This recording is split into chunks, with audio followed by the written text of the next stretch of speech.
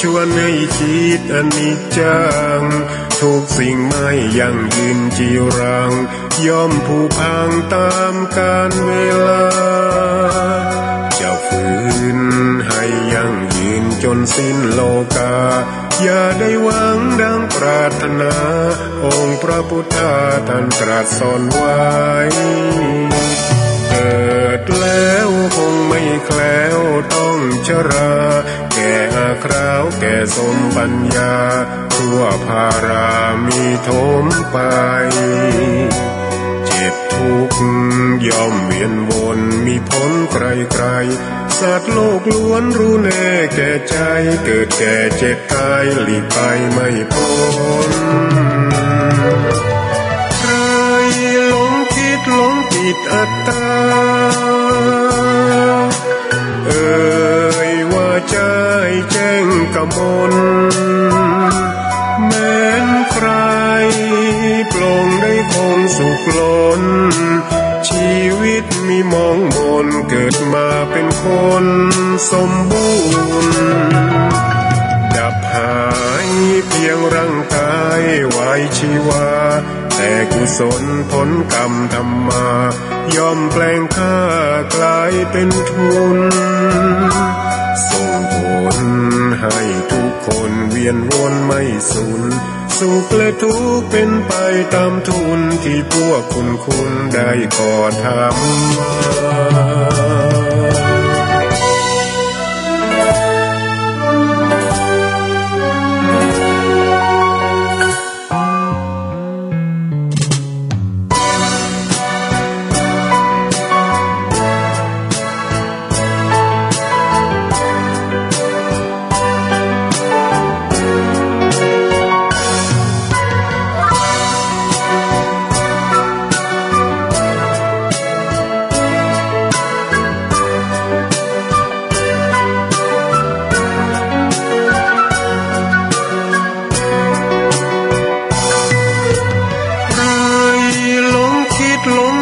อัตตา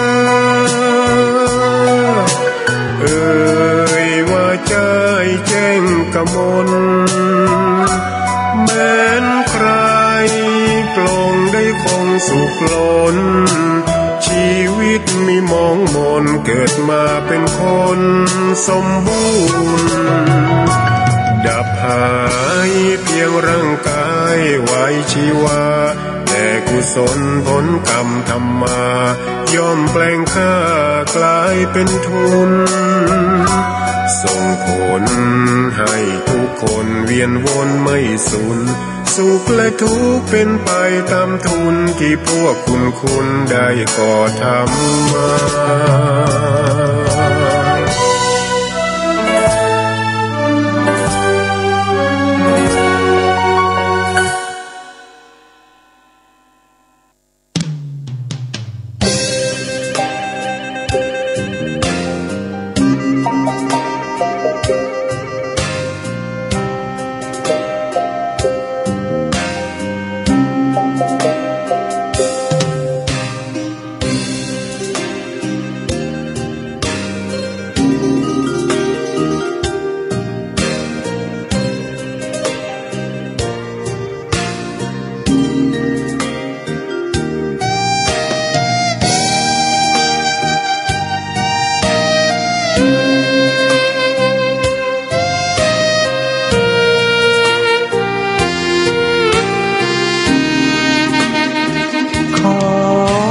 ตำนา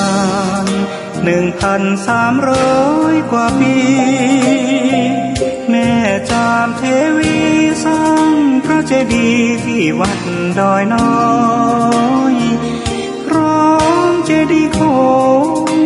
อีกองค์เคียงคู่อยู่ดอยสลับก้อนหินใหญ่น้อยร้อยเรียงหน้าอัศจรรย์พระธาตุสีทองแงนมองฝูงพึ่งทำรังช่างมีมนต์ขลังพลังศักดิ์สิทธิ์บนนั้นกล่าวคำไหว้สากราบสักการะคนลุกคนฉัน สัมผัสถึงสายสัมพันธ์คงเป็นลูกหลานเคยร่วมสร้างบุญวัดดอยน้อยอยู่กลางยอดดอยโรยต่ออำเภอดอยหลอกเขตติดต่อป่าสางลำพูนเดินทางปลอดภัยจากเชียงใหม่หรือสายลำพูนยินดีต้อนรับนักบุญมาร่วมสร้างทานบารมีตีสามตีสี่เปิดสถานีฟังตุลุงยองนักเทศเสียงทองชื่อเสียงดังก้องทั่วฟ้าธานีตัวจริงเสียงจริงวัดดอยน้อยแม่ตามเทวี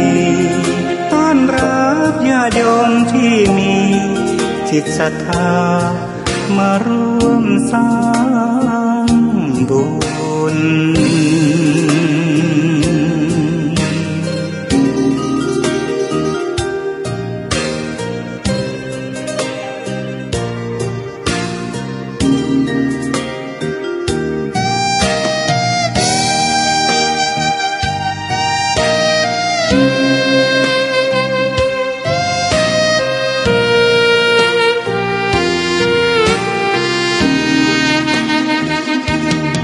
วัดดอยน้อยอยู่กลางยอดดอยโรยต่ออำเภอดอยหลอกเขตติดต่อป่าสางลำพูนเดินทางปลอดภัยจากเชียงใหม่หรือสายลำพูนยินดีต้อนรับนักบุญมาร่วมสร้างทานบารมีตีสามตีสี่เปิดสถานีฟังตุลุงยองนักเทศเสียงทองชื่อเสียงดังก้องทั่วฟ้าธานีตัวจริงเสียงจริงวัดดอยน้อยแม่ตามเทวีต้อนรับญาติโยมที่มีจิตศรัทธามาร่วมสร้างบุญ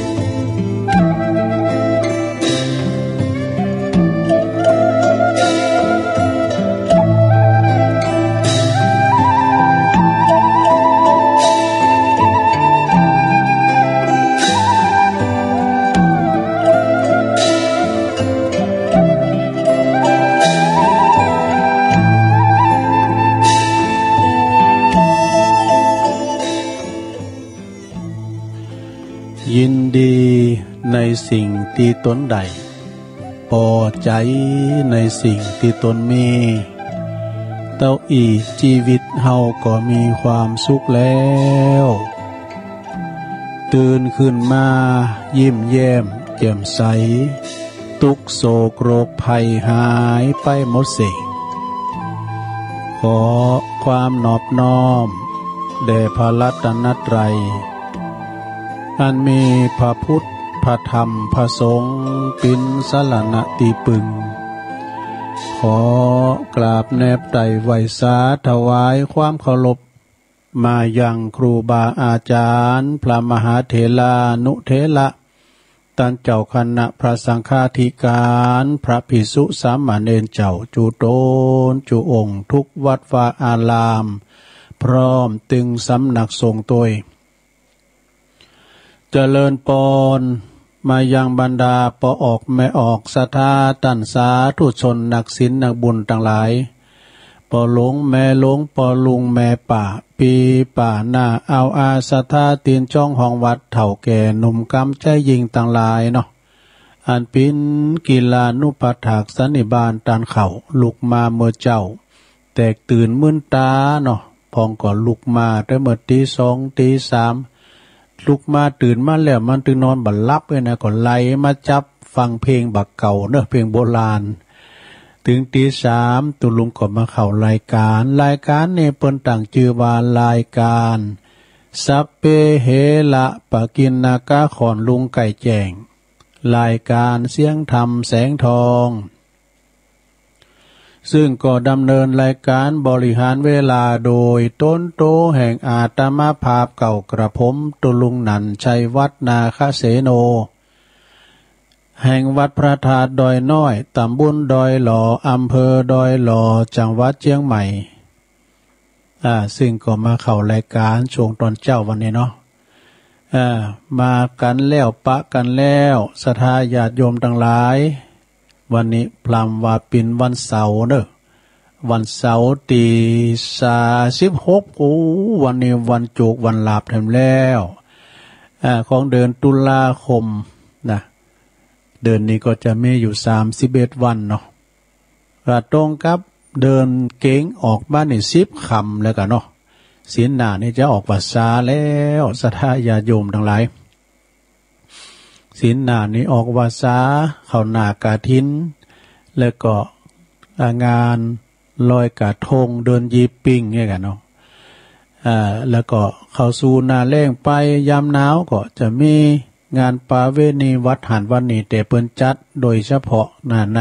วงในบ้านเปิ้นในหมู่บ้านเปิ้นนี่กะนะ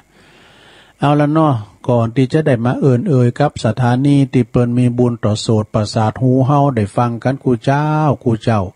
ตุลุงก็จะนำไหว้พระแล้วก็สวดมนต์ให้ก่อนวันนี้มีกิจกรรมเด้อศรัทธาญาติโยมทั้งหลายเฮาจะมีการสุมาคันแก้วตั้ง3สุมาเข้าพิกาหารไหว้พระรับศีลกันไปเนาะแผ่เมตตานะมีกิจกรรมวันนี้คุณมากันหลายนี่ตั้งแต่ท่านสจสสท่านนายกปกำนันสารวัตรเนี่ยปอหลงผู้ช่วยมาหมดนะ ถ้าไปกันหลายคุณจุ่มกันนี่ก็นางระยะห่างต่างสังคมใส่แมสแต่เนื้อลงเนื้อไปกาดไปลีก็ดีแต่พักกาดแล้วก็ปิกไว้ๆจะไปจุ่มไปแจอยู่หันเด้อ แต่คล้องแล้วก็ปิกบานเนาะเอาแล้วบอลุกกันแล้วเนาะลงบางลงโอนแม่บุญพินเขาก็ดีต่างอกต่างใจตึงลงตึงหลายตุลุงจะเป็นเก้าเป็นโหนำไหวพระกันเน้อ อะระหังสัมมาสัมพุทโธภะคะวาพุทธังภะคะวันตังอภิวาเทเมสวากขาโตภะคะวะตาธัมโมธัมมังนามัสสามิสุปฏิปันโนภะคะวะโตสาวกสังโฆสังฆังนะมามินะโมตัสสะภะคะวะโตอะระหะโตสัมมาสัมพุทธัสสะนะโมตัสสะภะคะวะโตอะระหะโตสัมมาสัมพุทธัสสะ นะโมตัสสะภะคะวะโตอะระหะโตสัมมาสัมพุทธัสสะอิติปิโสภะคะวะอะระหังสัมมาสัมพุทโธ วิจาจารณะสัมปันโนสุขโตโลกวิตูอนุตตโลปุริสธัมมัสสาลาทิสัทธาเทวมนุสสานังพุทโธภควติสวากขาโตภควตาธัมโมสันติติโกอากาลิโกเอหิปัสสิโกโอปันนะยิโกปัจจตังเว ติตาโปวินโยเหติสุปฏิปันโนภะคะวะโตสาวกสังโฆอุจุปฏิปันโนภะคะวะโตสาวกสังโฆยายะปฏิปันโนภะคะวะโตสาวกสังโฆสามิจิปฏิปันโนภะคะวะโตสาวกสังโฆยะติตังจัตตาลิปุริสะยุคาเนอัฏฐปุริสะปุคคลาเอสะภะคะวะโตสาวกสังโฆอะหุนายโยปะหุนายโยตักขินายโยอัญจลิกาลันนิโยอนุตตลังปุญญเขตังโลกัสสาติจะยันโตโพธิยามุเลสักกายานังนันทิวัตโนเอวังตวังวิจัยโยโหเหจัยยสุจัยยมังคะเลอปลาจิตตปันลังเกสีเสปัทวิปุคะเลอภิเสเกสัพพพุทธานังอากัปปะโตปโมทติสุนักกตังสุมังคลังสุปปาตังสุโหติตังสุขาโนสุโมโหโตจะสุยิทังพลัมมัจจลิสุปทักขินังกายกัมมังวาจากัมมังปทักขินังปทักขินังมโนกัมมังปณิทิเตปทักขินาปทักขินานิกาตวนะละพันตัเถปทักขิเนสัพพิติโยวิวาจันตุสัพพะโลกโกวินาศตุมาเตภวัตวันตรายโยสุขีติกายุโกภวะอภิวาทนาสีลิสานิจังวุตตาปัจจายโนจัตตารโอธัมมาวาทันติ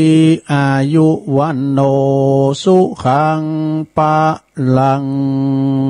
เอาแล้วศรัทธาญาติโยมทั้งหลายตัวลุงก็ปีนเก้าปีนโหนำสวดมนต์เข้าเฝ้าพระเจ้าแล้วเนาะขอกุณปฏิตไลลัตนะผ่านแผ่วพระแก้วเจ้าทั้งสามประการจงได้ดลบันดาลมาปกป้องคุ้มครองรักษาวัดวาอารามขวงแก้วทั้งสามครูบาอาจารย์พระมหาเถรานุเถระพระสงฆ์องค์สามเณรเจ้าอยู่กับวัดกวามีสลีดีคามีความงอกงามไพบูรณ์ในพระศาสนาปิ้นหล่มโพล่มไทรของลูกศิษย์ลูกหาของศรัทธาญาติโยมแล้วก็ปิ้นเนอร์นาบุญคือเฮาตั้งหลายได้ไปไหว้ไปสาสักการะบูชากับไหว้ขอศีลขอพรตานขันเข่าขันน้ำก็เข้าวัดเข้าว่าอย่าเข้าวัดเมื่อแก่อย่าลักพ่อแม่เมื่อยามท่านตายไปแล้วนะศรัทธาญาติโยมก็เหมือนกันขอให้มีสุขภาพพลานามัยสมบูรณ์แข็งแรงกินข้าวลำกินน้ำลงปิ้นเจ้าปิ้นนันกำลังจิตกำลังใจอีปอยแม่เขาดีเดินเหินไปไหนมาไหนบ้าได้อยู่กับดีนอนก็เอาวิทยุเป็นกูนะทำจิตทำใจฟังน้ำฟังธรรมไปมันจะมีตลอดวันฟังไปเถอะนะก็ขอเป็นกำลังจิตกำลังใจลูกหลานต้านเต่าก็ดีไปนอกไปนาไปทางใส่ทางขวาทางเหนือทางใต้จะตุลทิศหรือว่าไปทางทิศใต้เหนือตกเหนือออกใต้เดินทางทางน้ำทางบกทางเหือทางไปบนหนอากาศก็ขอเดินทางแข็งคาดปลอดภัยไปสู่จุดหมายปลายทางโดยสวัสดิภาพเนาะไปดีมาดีก็ขออยู่ดีมีสุขกันต่อไปตัวลุงก็จะไปทางสถานีกันนะที่เปิ้นมีบุญต่อโสตประสาทหูเฮานำเอาสัญญาณรายการธรรมะภาคภาษายอง ไปสู่ตันผู้ฟังตั้งแต่เวลาตี 3ถึงตี 5ก็มีดังต่อไปในเก่าสถานีวิทยุเพื่อการศึกษาศาสนาและวัฒนธรรมวัดฝายหินเนิดตำบลสุเทพอำเภอเมืองเชียงใหม่ FM 104.50 เมกะเฮิรตซ์โดยเมตตาบารมีธรรมอาจารย์ท่านพระครูสมุวิสุวัฒน์วรกิจโจเนาะท่านผอ.เฮาลิงสัญญาณองค์ขลุงในเมืองได้ยินหมดเด้อข้ามไปหลายดอยบ่สถานีวิทยุคณะสงฆ์อำเภอฝางเนอตั้งอยู่ที่วัดพระบาทอุดมน้ำบ่อสาวาสำนักวิปัสสนา FM 100.25 เมกะเฮิรตซ์โดยเมตตาบารมีธรรมในพระเดชพระคุณหลวงพ่อท่านพระครูสุจิตานุรักษ์ด็อกเตอร์นะเจ้าคณะอำเภอฝางนะและก็ขอบคุณตุปีเจริญโชติธรรมโมแห่งวัดสันโค้งอำเภอแม่อายขอบคุณตุปีอมรเทพอุปสันโตวงเล็บอุดเถินตุปีโจเนาะอันนี้3อำเภอเนี่ยฟังครอบคลุมกันหมดเด้อเพราะว่าวัดเปิ้นอยู่บนดอยเสียงไปไกลตั้งแต่ปุ่นน่ะหลายแม่น้ำโกกปุ่นน่ะหมอกจามปุ่นน่ะ แล้วก็สถานีวิทยุแดนดินถิ่นล้านนาตั้งอยู่ที่บ้านฮงโงตำบลน้ำบ่อโลงอำเภอสันป่าตอง FM 103.50 เมกะเฮิรตซ์โดยปีอ้ายใต้โหเด้อรุจิสมบัติเงาคำลิงสัญญาณไปนี่ก็คืนไกลเด้อสถานีวิทยุธรรมะของชุมชนคลื่นธรรมะของชุมชนวัดห้วยตองสักตำบลขวงเปาอำเภอจอมทองเนอ FM 98.75 เมกะเฮิรตซ์โดยเมตตาบารมีธรรมอาจารย์ท่านพระครูวาปีวรมานิชท่านเจ้าอาวาสเนอแล้วก็ท่านพระอาจารย์ชวาลิชยวังโสพระเจ้าหน้าที่เฮาลิงสัญญาณไปปิ้นตีเรียบร้อยต้องขอกราบขอบคุณนะครับเนอสถานีวิทยุมนเสียงธรรมตั้งอยู่ที่วัดบุพารามตำบลช่างเครื่องอำเภอแม่แจ่มเนอ FM 106.25 เมกะเฮิรตซ์โดยเมตตาบารมีธรรมหลวงพ่อพระครูมงคลวิสิทธิ์หลวงพ่อใหญ่เนอเจ้าคณะอำเภอแม่แจ่มขอบคุณตุปีท่านพระปลัดอุทัยทั้ง2อุทัยด้วยเนอสถานีวิทยุเน็กเนวเรดิโอ FM 96.75 เมกะเฮิรตซ์ตั้งอยู่ณบ้านจงตำบลทุ่งกวาวห้างหุ้นส่วนจำกัดอนุสรณ์เรดิโออำเภอเมืองปานจังหวัดลำปางสถานีวิทยุชุมชนคนเหนือเขื่อนตั้งอยู่ที่บ้านดงดำอำเภอฮอดจังหวัดเชียงใหม่ FM 90.75 เมกะเฮิรตซ์สถานีวิทยุเพื่อการศึกษาและพัฒนาอาชีพเรดิโอเน็ตเวิร์ก FM 103.00 เมกะเฮิรตซ์อำเภอเมืองจังหวัดลำปางโดยคุณอนุพงษ์ตาจีนณสถานีสุดท้ายสถานีที่9สถานีวิทยุเรดิโอเน็ตเวิร์ก FM 99.75 เมกะเฮิรตซ์วิทยาลัยเทคโนโลยีและการจัดการกฟผ.แม่เมาะลำปางดูเอาอันนี้นี่ตึงเก่าสถานีนะลงนะพร้อมกับเปิดติดฟังทางแอปทางไลน์ทางระบบอินเทอร์เน็ตโทรโลกนะก็นำเอาเสียงนี้ไปสู่ท่านผู้ฟังทางไลน์ต้องขอบคุณทางเจ้าหน้าที่สถานีแต่ละคืนด้วยเนอก็ฟังกันไปในโรงเนอวันนี้เป็นวันเสาร์เนอมีกิจกรรมหลายๆอย่างไหวพระรับศีลโยงเข่าบาตรโยงเข่าพระเจ้านะโทนความจำนะลงเนอโทนความจำเติมมันก็ลุ้งก็ลืมไปนะเอาก็สมมติว่าเฮาไปวัดเนาะเฮายกวัดมาบานนั่นเดี๋ยวนะมันจะยกตือมนโยมแพ้แหละนะสมมติเอาคือมาสร้างจินตนาการสร้างจินตนาการเฮาก็เหมือนว่าเฮาไปวัดนี่กันเนาะโอ้วัดว่าอารามสดาญาติโยมทั้งหลายการเฮาเข้าไปวัดโคงแก้วอารามทั้ง3ซ้ำเตอเฮาจิตใจบ่ดิบบ่ดีเนาะจิตใจวิดวอดนี่นะการเอาไปวัดนี่ไปอ่านป้ายกับต้นไม้พูดได้ก็ไปพออันนั้นอันนี้ไปไหว้พระเจ้าไปจองพอพักพระเจ้านี่นะจิตเฮาเปลี่ยนเด้อคือมันมีจุดเปลี่ยนจากห้ายกลายเป็นดีจากน้ำห้อนกลายเป็นน้ำเย็นซะได้เด้อการไปวัดไปวานี่นะไปพอกับป้ายเพิ่นเขียนดูเพิ่นเขียนติดข้างกำแพงพองก้าวโอ้คำขวัญยังมีหลายน่ะตุลุงก็โจดเอามาพอง อันนี้ก็เขาวัดเขาว่ากันศรัทธาญาติโยมทำศีลเดียวนะเปิ้นจะออกวาสาแล้วเนาะเอาละเปิดบังเป็นการเสียเวลาหนักไปกว่านี้เดี๋ยวตุลุงจะนำเนาะสูมาเข่าพิกาหารสูมาขันแก้วตั้ง3นะไหวพระรับศีลวันนี้ก็มากันหนักกันหลายนะปอหน่อยปอนั้นปอจานลำวัดปอนายกเขาปอกำนั่นเขาปอเก็บบานเขานะหลายมาหลายไปใส่ลืมใส่แมสเนอะลงเด้ออย่าประมาทกาดอย่าไปตกนะแล้วเนอะอันดับที่1จะเริ่มแล้วเนอะสูมาเกี่ยวเจ้าตั้ง3วงเล็บใช้ในบ้าน ว่าพร้อมกันไปเลยนอลงเด้อการตุลุงพิษก็จี้ขี้ข้างด้วยนะมาเมพุทธังกุณาสากลันตังนามาเมธัมมังมุนเนลาจเตสิตังนามาเมสังฆังมุนิลาจเตสิตังนามาเมอาจโยโนปันเตอาชักกามายะถาปะเลยะถามุลลาเหยะถาอากุสเลเยมะยังพุทธธัมมสังฆสังฆเตสุติลัตเนสุอาติเตวะปัจจุปันเนวะอวิวายติวะลาโหวากาเยนะวาวาจายาวามันัสสวะปะมัตตังวาอากาละวังวาอากาสิมหาติสวายาธาธัมมังปฏิกาโลมาเตสังโนปันเตปุตตติลัตนาตยังอนุกัมปังอุปตัยยะอาจายังอาจายะโตปรติกันหาตุคัมมันตุสัพพังโตสังอายะติงสังวาลิสามัณณปุณในวังกัลลิสามะสันจิจโตสังอสันจิจโตสังสัพพังโตสังคามันตุโน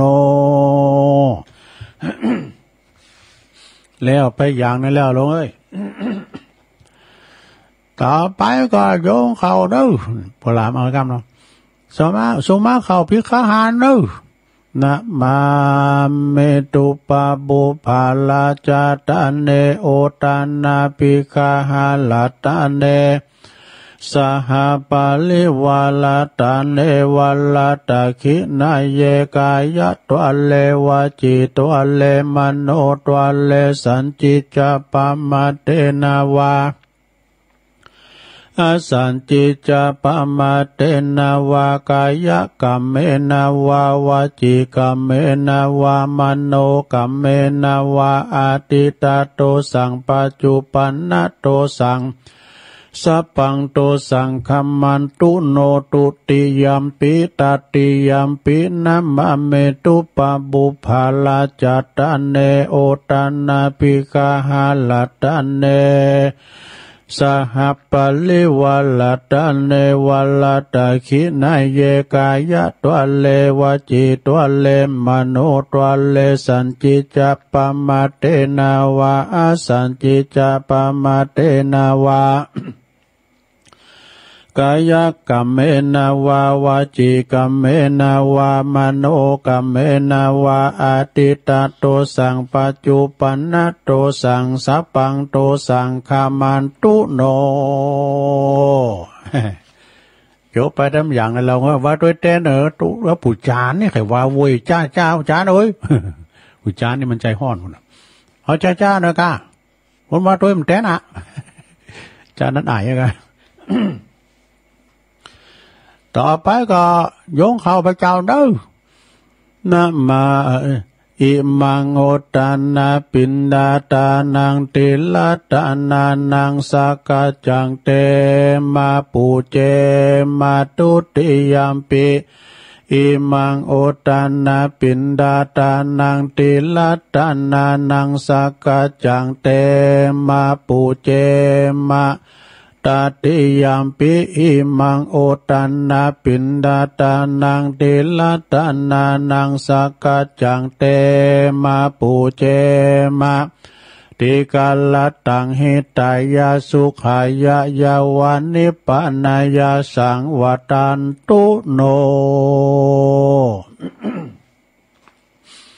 จบไปแถมอย่างหนึ่งแล้วต่อไปนี่ก็เฮาจะโยงเข้าบาทเด้อมีเข่ากระติกมีเข่าในกล่องก็ดีไขฟ้าออกให้หน่อยนึงเจาะใส่เก่าใส่โหว่าพร้อมกันไปเลยสาธุโอกาสะโอตานาปินดาตานังติลาตานานังโหพระใจจะได้บูชาโอ้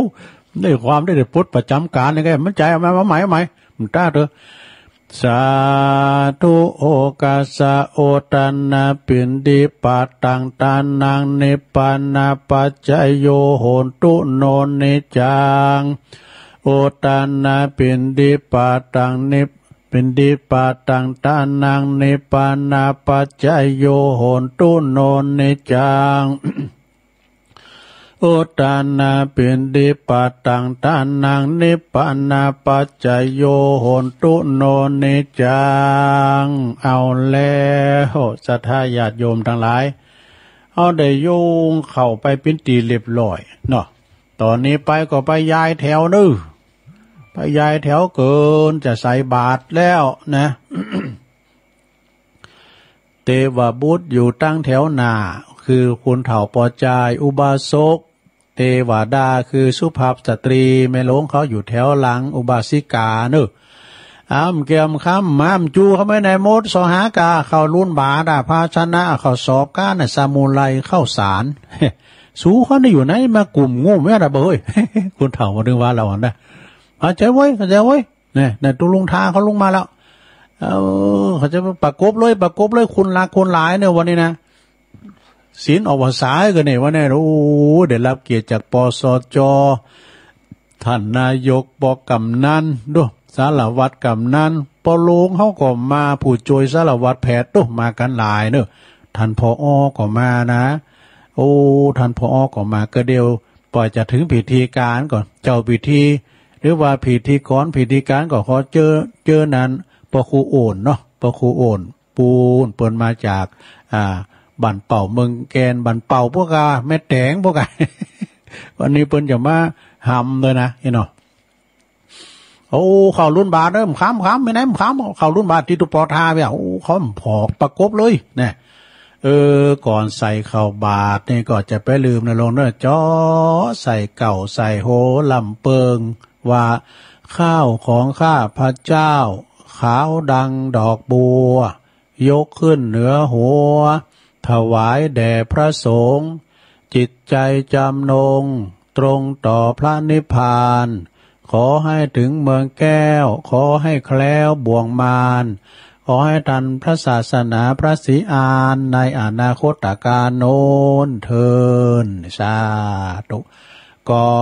ยอกก็หย่องเนอะลงเนอะไปเสมือเลนใส่บาทเนอะจะไปอู่กันดักเงียบนะครับพุทโธสุโขโหมมะนะลงเนอะสุโขโหมมะไปใจนะสุโขโหมมะเนี่ยหลังจากนั้นเนาะครูบาอาจารย์ตักบาตรรับบาตรกันไปเป็นตีเรียบร้อยตอนนี้ไปก่อนจะเข้าสู่พิธีแล้วตัวลุงทาเขาเป็นมันนางยาอยู่อาจสงเป็นตีเรียบร้อยโอ้ยพอตุเจ้าพันเนนเฮาเลย2-3ก้อสู้เต้งวางหมดดูตีนางก็วางหมดก็เขาเยี่ยมมาโบสถ์กันจ้านโอ้ตัวเยี่ยมโบสถ์เพราะอันนี้มันตัดกิเลสได้เด้อยังตัณหาคุณติ๋มศาลารุ่นศาลานี่นะดูก็ตุเจ้าเนนเขาเลย2-3ก้อกันว่าของบุญเอาเนี่ยตึงมดเนี่ยตานั่นเพิ่นเด็กฉันน่ะเป็นปีพวกผมเสียงก็มันบุญเอาให้นะแต่ก่อนพี่เนี่ยเนาะไปตามการลงว่าเป็นก็สอบนักธรรมตีกันน่ะมี18 ตุนก็ได้ว่ะดูที่อำเภอดอยหล่อนะมันได้บท2 ปีแล้วนี่นะโควิดนะกะพาเนนก็หน่อยไปในลงเนอปิ้นตีหนาปิ้นโหงนะบุคลากรทางวัดเนี่ยมันไข่หน่อยไปนะอันที่มอหลันนะพาไปก็มีก็เดี๋ยวจะประกาศในข่าวสารงานบุญตู้เจ้าเพิ่นก็มรณภาพนะลงนะแต่ตู้เจ้าไม่มีวันตายเพิ่นว่ามรณภาพนะตอนนี้ไปจะได้เจิญปครูโอนเนาะได้หำไม่หน่อยศรัทธาเฮาตั้งหลาย บทนี้ได้สมัยการเป็นเวลาอันสมควรแล้วเนอะเสียงมันโลมันประคูนะอันดับต่อไปก็จะได้เชิญท่านสจ.ได้เป็นประธานในการจุดเทียนธูปบูชาพระรัตนตรัยปอล่ามจุดเทียนชนวนตั้งมั่นไว้ก่อนเนอะเจิญเนอะขอเจิญศรัทธาเฮาอยู่ในอาการอันสงบเงียบนะครับตอนนี้ท่านสจ.กำลังจุดเทียนธูปบูชาพระรัตนตรัยอันผู้ช่วยเกณฑ์ขันมังกละ5 ข้อเฮือตุลุงทากรรมเนี่ยเอาละตอนนี้เกณฑ์พินตีเรียบร้อยขอบคุณพระครูโอนจากบันเป่าเน้อเมแตงเพิ่นว่าฟังเสียงดังซอดแชทเนี่ยนะเดี๋ยวนี้ชัดแล้วดำว่านี่เพิ่นโทรมาหลังไม้โอ้ได้ยินจัดทีเน้อตุลุงเดี๋ยวได้ยินทีละนะมันไก่เนี่ยเมแตงเหมือนกันดูแม่เจงดาวต่อไปกับปูจานเอาเลยปูจานมันลาแล้วต้องมันไฟใหม่หลงเขาต้มเต้นเหมือนขาเพื่อจะไปใส่ลำไยก็อยู่เพื่อจะไปมัดหอมก็อยู่ห้านเอาเลยเอาละศรัทธาญาโยมต่อนนี้ไปก็จะเข้าสู่พิธีเนอะจะได้มาหับศีลกันนะปิ่นอกปิ่นใจแปลงอกแปลงใจให้พอลงแม่ลงก็เต็มได้ไปวัดไปวาถือเอาจังหวะเนี่ยเนอะวันเสาร์ไหนตุลุงก็มาปั้นให้เตอหนึ่งนะก็ต่างอกต่างใจว่าพร้อมกันไปเลยเนอะ มายังพันเตติสาลันเนนะสหปัญจศีลานิยาจามาตุติยัมปิมายังพันเตติสาลันเนนะสหปัญจศีลานิยาจามาตติยัมปิมายังพันเตติสาลันเนนะสหปัญจศีลานิยาจามานะโมตัสสะภะคะวะโตอะระหะโตสัมมาสัมพุทธัสสะนะโมตัสสะภะคะวะโตอะระหะโตสัมมาสัมพุทธัสสะนะโมตัสสะภะคะวะโตอะระหะโตสัมมาสัมพุทธัสสะพุทธังสรณังคัจฉามิธัมมังสรณังคัจฉามิสังฆังสรณังคัจฉามิตุติยัมปิพุทธังสรณังคัจฉามิ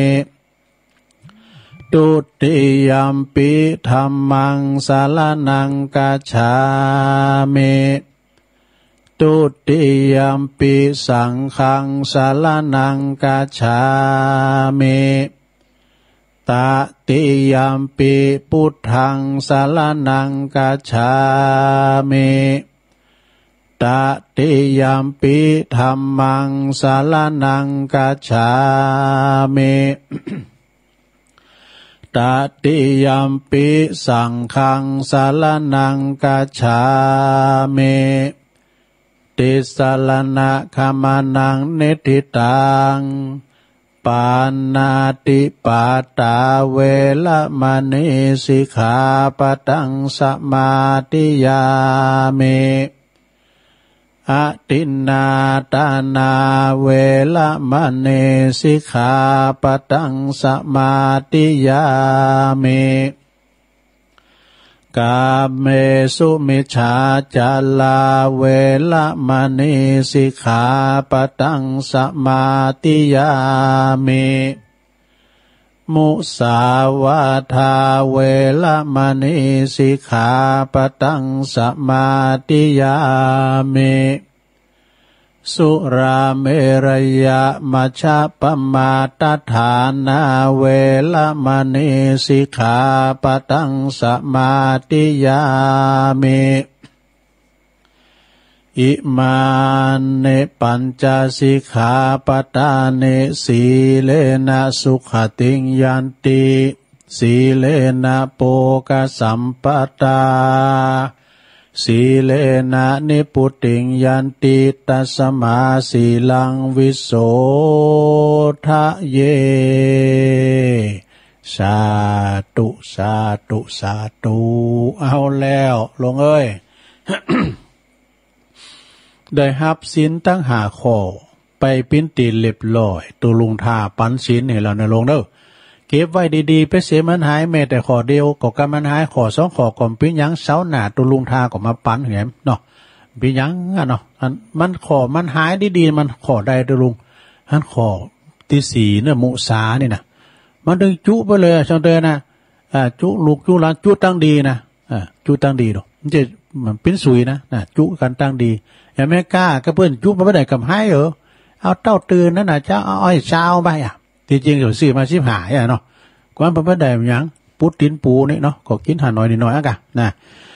หลังจากได้หับศีลแล้วลงเอ้ยเฮาคิดว่าเฮาได้ไปวัดไปวามเดี๋ยวนี้สมมุติว่าเฮาไปวัดศีลก็เอาแล้วนะหับษาศีลไปแล้วมันโทนความจำด้วยนะหลวงนะอยู่บ้านอยู่จ้องเนี่ยผมได้ไปวัดตุลุงก็มาโทนความจำไว้เนาะตอนนี้ไปนี่ก็จะได้อ่านส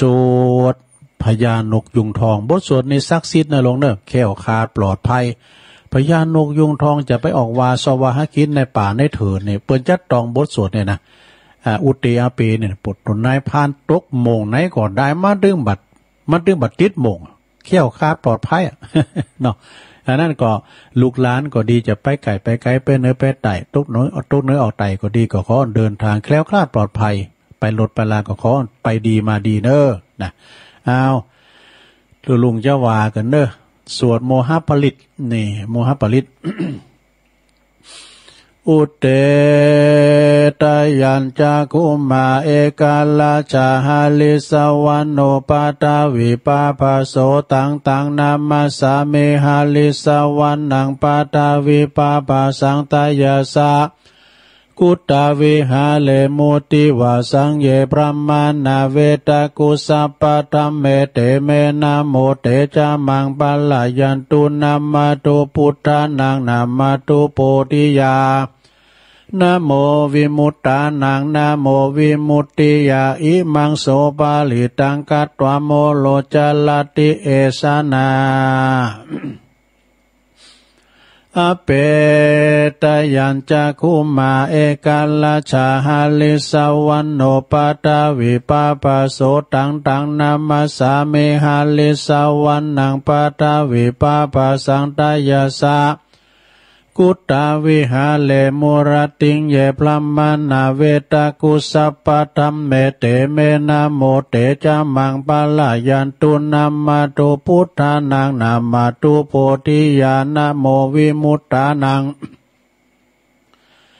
นะโมวิมุตติยาอิมังโสปาลิตังกัตตวโมโลวะสัมมากัปปะยิติโมลปาลิตังเอาแล้วสัทธาญาติโยมทั้งหลายอันนี้เป็นการว่าสวดพญานกยุงทองนะโลกเนอะเขี่ยวขาดปลอดภัยเขี่ยวขาดปลอดภัยอยู่ดีมีสุขไปเนื้อไปไต่ไปไก่ไปไกลก็ขอโจกดีมีใจวันนี้วันโจกมหาลาภเนอะโจกไผ่มานในโลกเนอะ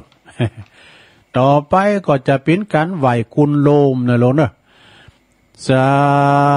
ธุสาธุสาธุข้าขอยกมือ10 นิ้วขึ้นตั้งวางกิ้วไก่เกาเกศาข้าจะขอนำมาสาการไหวพระคุณปิตา21คุณพระมันดาเม12คุณพระแม่โพธิ์ศพ39 คุณพระพุทธเจ้า56คุณพระธรรมเจ้า38คุณพระสังฆเจ้า14คุณอาจารย์มี10คุณกรรมฐานมี8คุณไฟมี6คุณลมมี7คุณแม่ธรณี21คุณพระแม่น้ำคงคา12คุณอาคัลละ33คุณศีล5มี11คุณศีล8มี12คุณศีล10มี21คุณจตุปาริสุทธศีลมี27คุณอรหันตคือมรรค4ผล4นิพพาน1รวมเป็น9คุณอาสาสะปัสสะสะนิสาวาสอาสะคุณพระวิหาร84,000หลังคุณพระมหาเจติยาเจ้า84,000ดวงผู้ข้าต่างหลายก็ขออาราธนายังพระคุณเจ้าทั้งหลายเหล่านี้จงมาเป็นสร้อยประดับสำหรับกายอันประเสริฐเมื่อผู้ข้าต่างหลายได้จับดับจิตเสียงชีวิตในสังขารปีใดเดือนใดวันใดยามใดคืนใดดังอันก็ดีผู้ข้าต่างหลายก็ขออาราธนายังคุณรวมคุณหลวงเจ้าต่างหลายจงได้มาเปิดประตูพระนิพพานคือเวียงแก้วแก่ผู้ข้าต่างหลายแด่เดินนิพพานาปัจจโยโหนตุโนนิจังนิพพานังปาละมังสุขังเอาแล้วเอาอย่างย่อนะลงเด้อเอาอย่างย่ออย่างย่อเรียบร้อยต่อไปก็จะได้แผ่เมตตานะลงเด้อได้แผ่เมตตานะก่อนที่จะแผ่เมตตาเพื่อนคนอื่นเขาก็แผ่เห็นโต๊ะเก่าห้อยเกินนะแผ่โต๊ะเก่าห้อยก่อนว่าพร้อมกันไปเลยอาหังสุขิโตโหเมขอให้ข้าพระเจ้ามีความสุขนิทุกโขโหเมปราศจากความทุกข์อเวโลโหเมปราศจากเวรอภยาปโชโหเมปราศจากอุปสรรคอันตรายทั้งปวง อนิคาโหเมปราศจากความทุกข์กายทุกข์ใจสุขีอัตตานังปริหาราเมให้มีความสุขกายสุขใจรักษาตนให้พ้นจากทุกภัยทางสิ้นเถิดสาธุอันนี้เป็นอันแผ่เมตตาของตัวเก่านะต่อไปเขาก็แผ่กับสัพเพสัตตานะลงเนอะสัพเพสัตตาอเวลาโหตุเนี่ยนะแผ่ไปหมดสัพพสัตสัตน้อยสัตใหญ่อเวลาโหมิคือว่าสัต4ตีนสัต2ตีนสัตที่5ตีนบ่ได้ก็ปิ้นดุนว่าปิ้นเย็นก็ดีเนาะงูสิงก็ดีนะเอาไปขาไปบูเปิ้นเอาสัตที่มีปีกบินบนอยู่บนโหนอากาศก็มีนกหยังต่างๆนี่นะที่เฮาได้ขาได้คำขาลาวีเปิ้นนี่เนาะก็ของเขาเจ้าทั้งหลายแผ่เมตตาเปิ้นกันเด้อสัพเพสัตตาสัตว์ทั้งหลายที่เป็นเพื่อนทุกข์เกิดแก่เจ็บตายด้วยกันทั้งหมดทั้งสิ้นอเวราโหนตุจงเป็นสุขเถิดอย่าได้มีเวรแก่กันและกันเลยอภัยาปัชชาโหนตุจงเป็นสุขเถิดอย่าได้เบียดเบียนซึ่งกันและกันเลยอนิคาโหนตุจงเป็นสุขเถิดอย่าได้มีความทุกข์กายทุกข์ใจเลยสุขีอัตตานังปริหารันตุจงมีความสุขกายสุขใจรักษาตนให้พ้นจากทุกภัยทั้งสิ้นเถิดสาธุอันนี้แผ่เมตตาเนี่ยลงเนอะแผ่เมตตานะต่อไปเอาแบบไทยกรรมอะไรทำไมนะเอาแบบไทยกรรมหนึ่งเกินนะแผ่เมตตาบทแผ่เมตตาแบบไทยเนี่ยข้าพระเจ้าขอตั้งจิตอุทิศผลบุญกุศลนี้แผ่ไปให้ไพศาลถึงบิดามารดาครูอาจารย์ทั้งลูกหลานญาติมิตรสนิทกันคนเคยรักเคยชังแต่ครั้งไหนขอให้ได้ในกุศลผลของฉันทั้งเจ้ากรรมนายเวรและเทวัน ขอให้ท่านได้กุศลผลนี้เทินสรรพสัตว์ทุกท่วนหน้าเทพารักษ์จงประจักษ์ในกุศลผลนี้หนาขอให้ท่านประสบสุขทุกเวลาสมดังข้าอุทิศให้นี้ด้วยใจเทินสาธุสาธุสาธุจบสาธาญาโยมอะไรดูโอ้พอกาเฮาทำกิจกรรมเนี่ยแหละแฮม11 นาทีจะถึงตี 4เกือบชั่วโมงลงก็ไปปีนหยังก่อนเวลาถึงหลายติดทำอยู่แนมเดี๋ยวนี้โทษจะมีพระธรรมเทศนาอยู่เนอมีเจ้าภาพโดยวันนี้นะสดาญาติโยมทั้งหลายวันนี้นี่เปิ้นมีแฮปปี้เบิร์ธเดย์เนอะเปิ้นมีการวันเกิดกันหลายทันก็เจริญพรขอบคุณกับเจ้าภาพวันนี้ก็มีคุณโยมคุณแม่สุมาลังกาพินคุณแม่สุมาลังกาพินนี่เปิ้นอยู่บ้านป่าหาตำบลเมืองจีอำเภอเมืองละปูนพุ่นนะเปิ้นว่าวันนี้แฮปปี้เบิร์ธเดย์วันเกิดของเปิ้นและก็ทำบุญวันเกิดย้อนหลังก็มีคุณโยมกัญญาจานะจากบ้านทุ่งเซี่ยวนะเดี๋ยวจะปันป้อนอวยพรแล้วก็เหมือนวันอุ้ยนางด้วยกะอุ้ยนางเตียนด้อยด้วยกะวันเกิดแฮปปี้เบิร์ธเดย์ก็ขอท่านทั้งหลายที่มีวันคล้ายวันเกิดในวันนี้เนาะทุกท่านโดยคุณเฮามีวันเกิดเหมือนกันนั้นขออำนวยอวยโจก็ขอให้สิ่งศักดิ์สิทธิ์ทั้งหลายในสากลโลกนะอันมีพระสยามเทวาเทราชบุญกินบุญทานคุณแก้วจัง3ประการจุนได้ดลบันดาลมาปกป้องคุ้มครองรักษาอย่างเจ้าของวันเกิดนะของทุกท่านขอให้ท่านทั้งหลายมีสุขภาพพลานามัยสมบูรณ์แข็งแรงมีอารมณ์แจ่มใสยิ้มแย้มแจ่มใสแล้วก็พิยวาจาอู่มนจ้าหวานมีอายุยืนยาวนานร้อยสาวเหมือนกันจุบูจุคนเนาะก็เดี๋ยวจะทำวันนี้เป็นธรรมมงคลน่ะตึงต่างอกต่างใจได้แต่ลงดูนี่ทานก็ซ้อมาเนี่ยมีหลายอย่างนะมแล้วให้กันอย่า เนาะก็ฟอยไปดังอื่นนะตุลุงก่อนเป็นดำใจยาตังเกียรติเนี่ยนะบุตรธรรมมงคลเนี่ยนะสืบชะตาไปในโตได้รับความเมตตาจากตุอุ้ยนะปุ้นอันนี้อันตุอุ้ยหลวงตามูลบ่นะวัดหนองเจริญตำบลหนองปลาสวายเปิ้นมอบหมายตุลุงดูตั้งแต่วันที่18 พฤษภาคม262บ่ดูเดี๋ยวจะเตะธรรมเตะน้ำเตะธรรมวันนี้วันเกิดและทันแล้วก็ มีเจ้าภาพทั้งอยู่นะปอเล่งนาลงกิติวงศ์โดยกระเดียวก็ประกาศแล้วก็อ่านไล่จือหน่อยเนาะแล้วก็จะได้ปันป้อนกำลุนในแถมนะอันนั้นจะได้ญาติโยมทั้งหลายเดี๋ยวตุลุงจะขอเวลาสักเล็กสักน้อยเตะน้ำเตะธรรมเหมือนกันเด้ออันเพราะว่าเหลือเวลาถึงหลายอยู่ การฟังไปก่อนรับไปก็ได้นะลงเด้อ เอาละจะเทศธรรมก่อน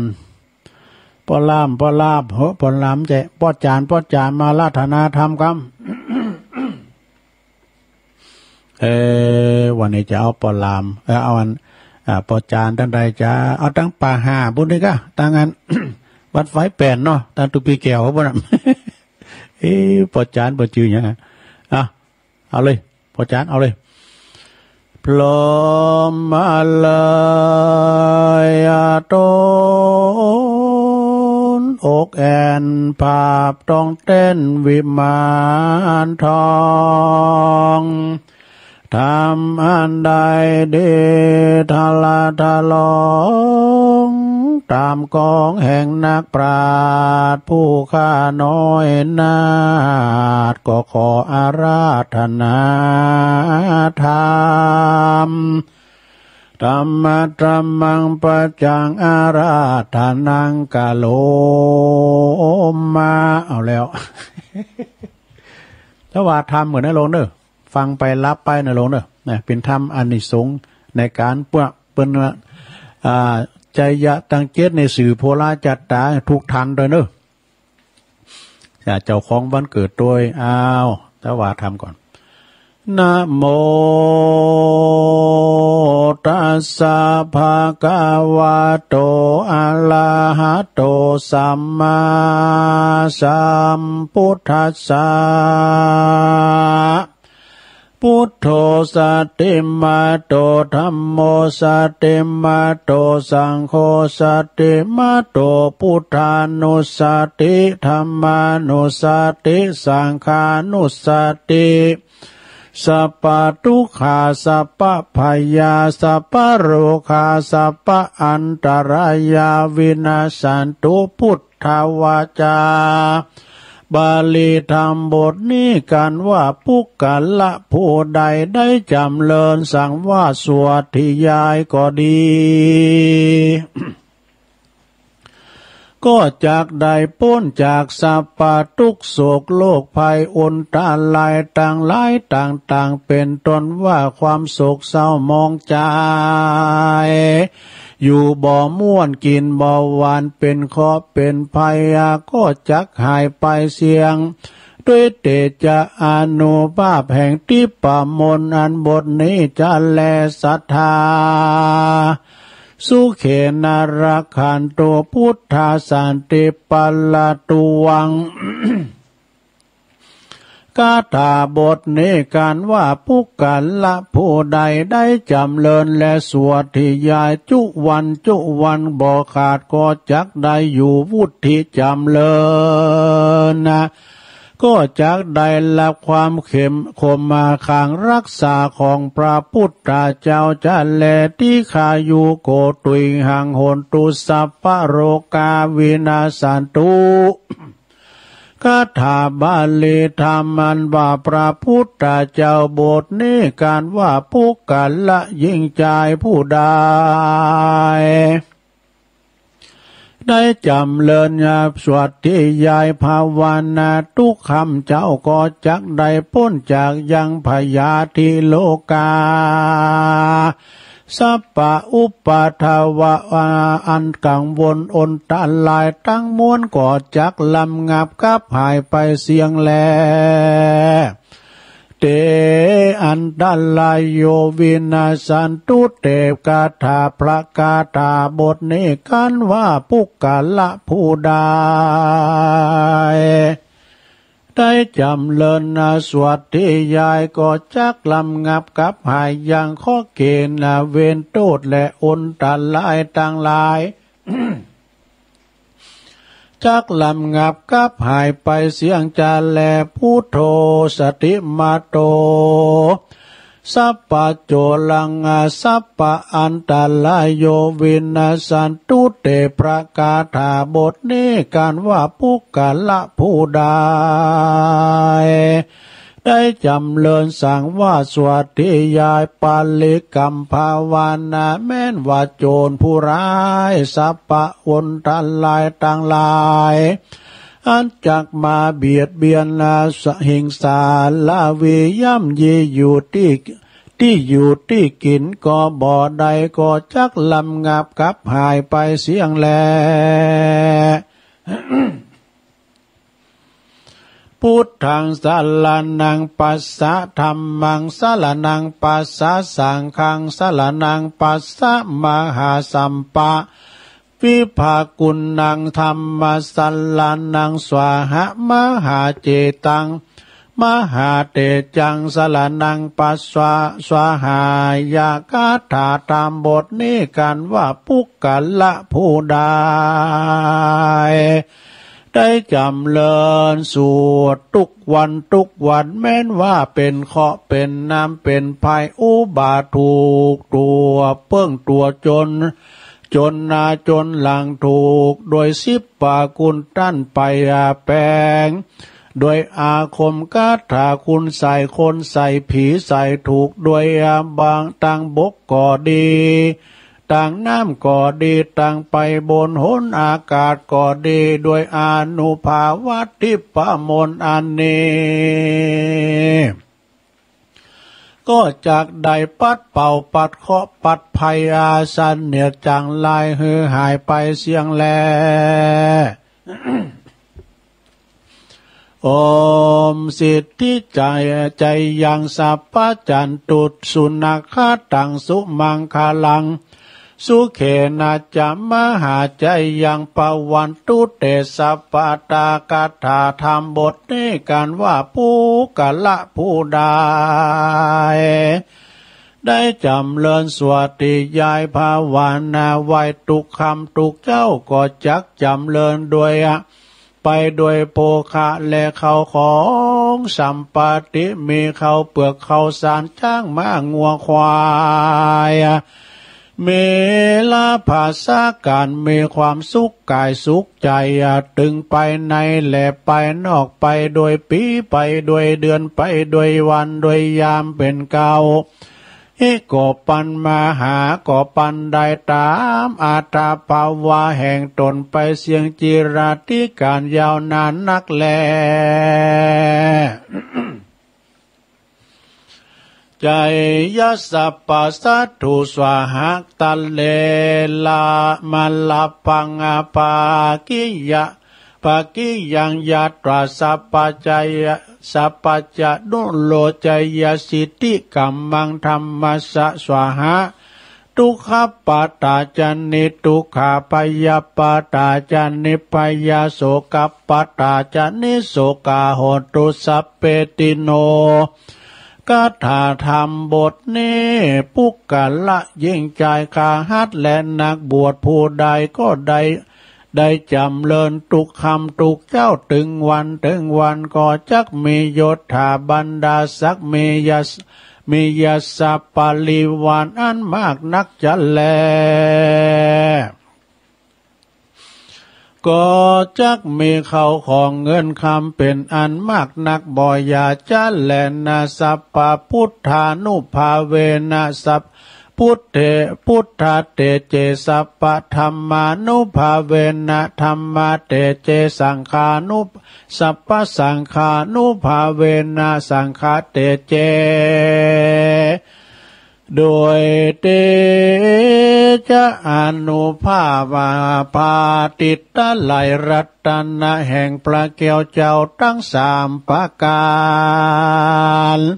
ปุกกะละผู้ใดอย่างเชื่อเลื่อมใสเคารพครบยำกลับไหวนบน้อมสักการะปูจาทุกคำเจ้าบ่ฮือได้ขาดก็จากงาติดตามเมื่อคมขางรักษาอย่างปุกกะละผู้นั้นบ่ฮือตกถอยจ้าแม่นว่าไปก้าไปขายลายล่องต้องไตเดียวเหนือกอดจักใดเป็นอุดมสมมาไฟอ่างจูเยื่องจูปาการจะแลบอดเต่าแต่นั่นแม่นว่าผู้แม่นว่าอยู่บ่วุฒิจำเริญสวัสดีบ่มากะบ่คืนนะจะตามมันตกตามอายุปีอายุเดือนอายุวันอายุจะตามันขาด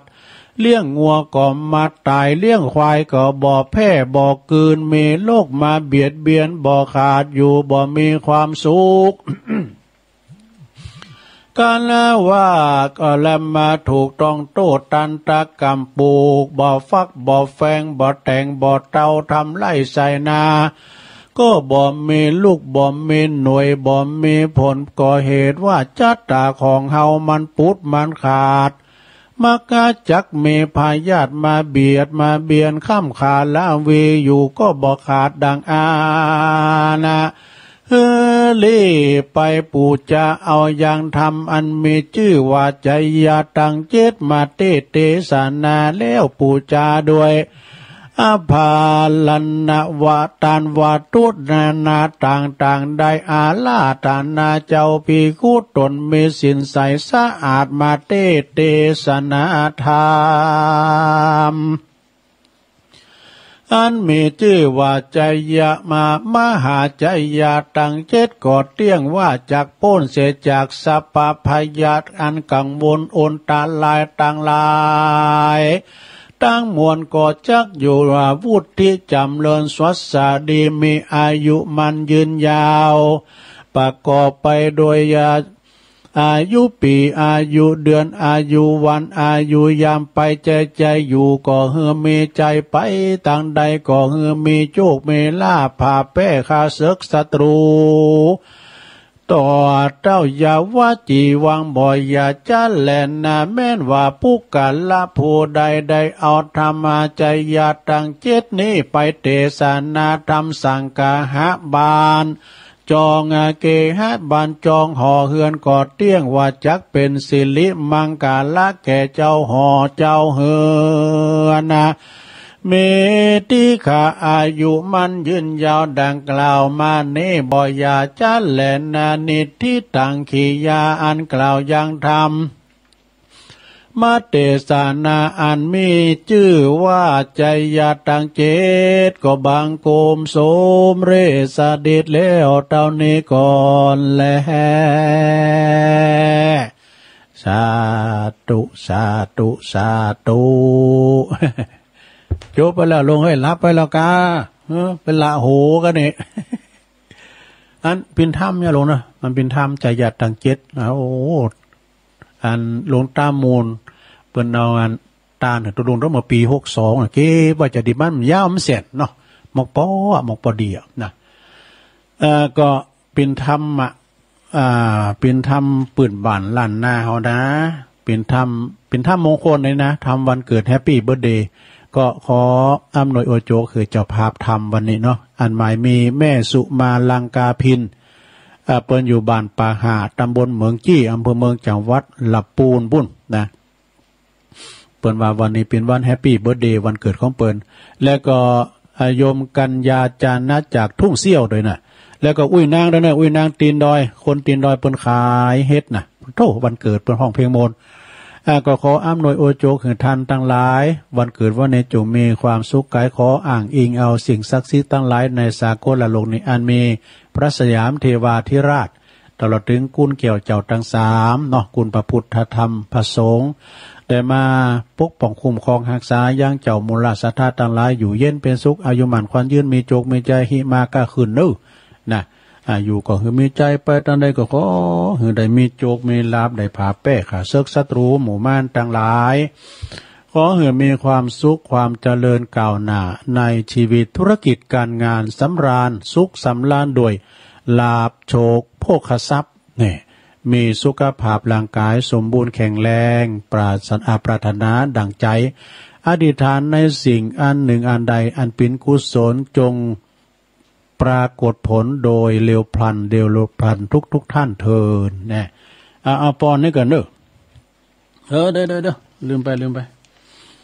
มันมี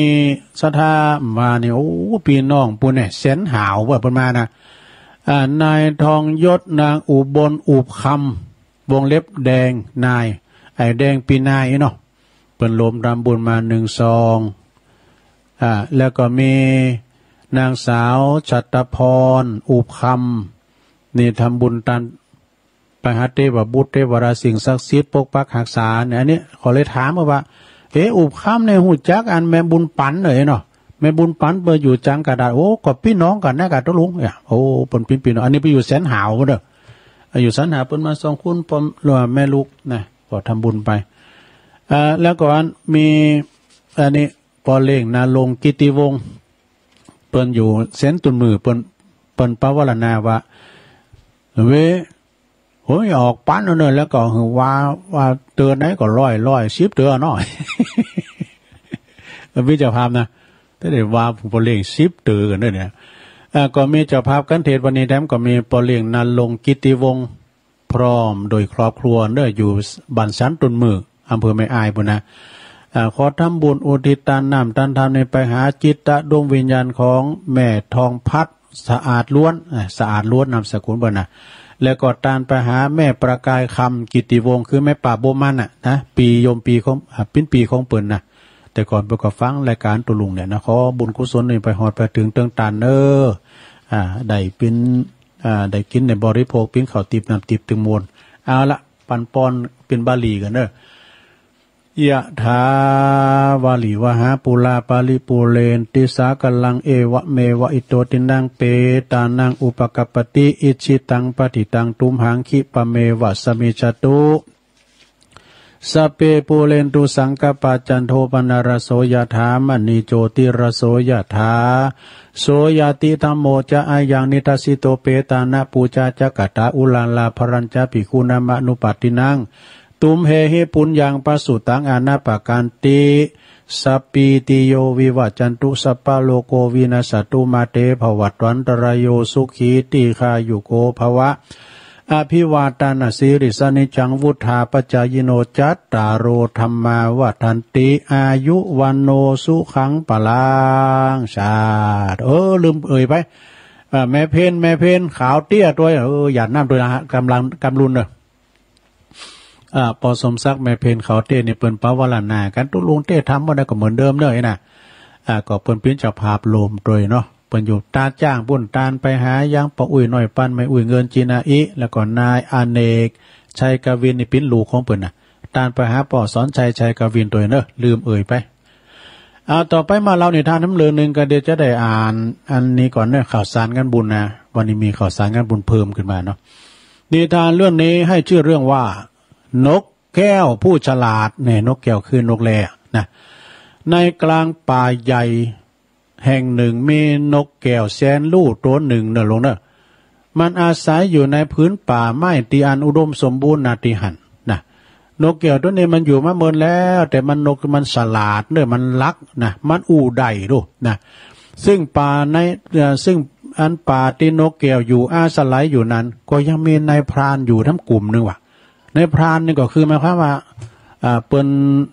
อันนี้ก็เปิ้นสวาหากินลาเนอเอ้กะเนาะในพรานเนอก็อยู่ด้วยกันหัน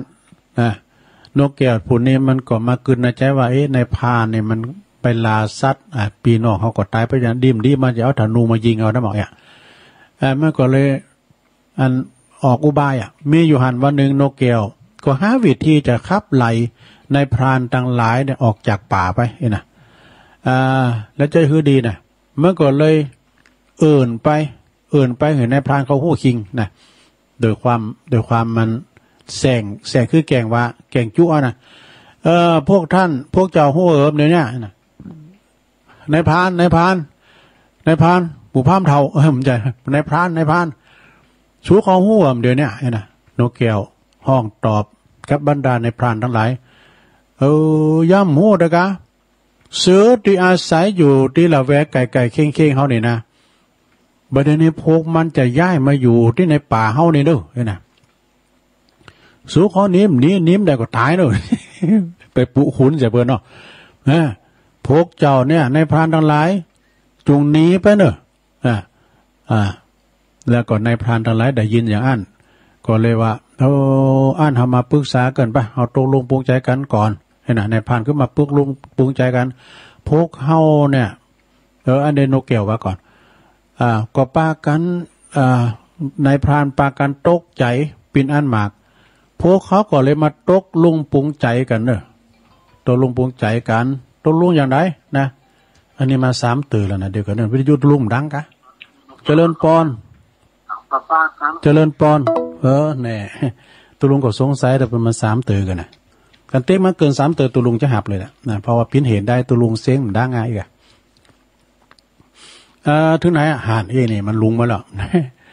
เสือจะมาอาศัยอยู่ในป่าละแวกนี้ข้างๆนี่นะพวกเจ้าตั้งหลายจูงย้ายหนีโดนนกแก้วเป็นพานนะพวกในพรานได้ยินดังนั้นแล้วก็ปากันตกอกตกใจปิ่นอันมากพวกในพรานทั้งหลายก็จะมาตกลงกันว่าเขาจะเต็ดไม้นะเดี๋ยวนี้เขาจะเต็ดไม้หมดเอาแปลงโห่ไอ้วะเอามาแปลงโห่ล้อมมือเสือเข้ามานี่ไอ้วะนกแก้วได้ยินอย่างนั้นแล้วหันว่าห่มปิ่นลายด้วยนี่ก็เลยออกปากไปแถมเนาะกล่าวคือกับในพรานว่าเจ้าเขาจะมโนมาชักชาอยู่เดี๋ยวเสือจะมาคบโหสูเขาแล้วตัวพินหงขาบินได้นะขจายหนีไปนะมาโมดจะมาเสียเวลาก็มาเตะตุ่นไม้เหล่านั้นอยู่กันทำไมยังมารีบหนีไปก่อนที่เสือจะมาคบโหสู